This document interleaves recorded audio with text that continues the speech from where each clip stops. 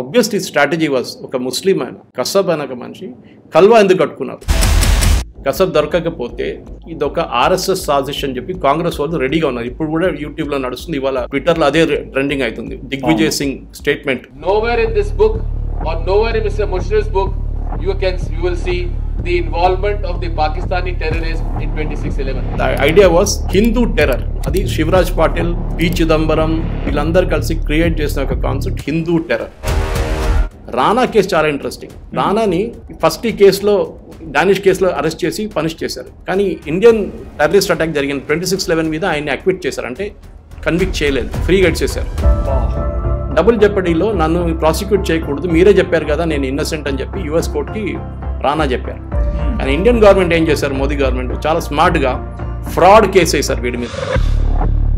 పెద్ద పెద్ద కిలాడీలు మన దేశంలో ఈ గేమ్ ఆడినరు. దిగ్విజయ్ సింగ్ ఉండొచ్చు, శివరాజ్ పాటిల్ ఉండొచ్చు, పి చిదంబరం ఉండొచ్చు. వీళ్ళ మీద అందరి మీద ఒక ఎంక్వైరీ ఉండాల్సింది.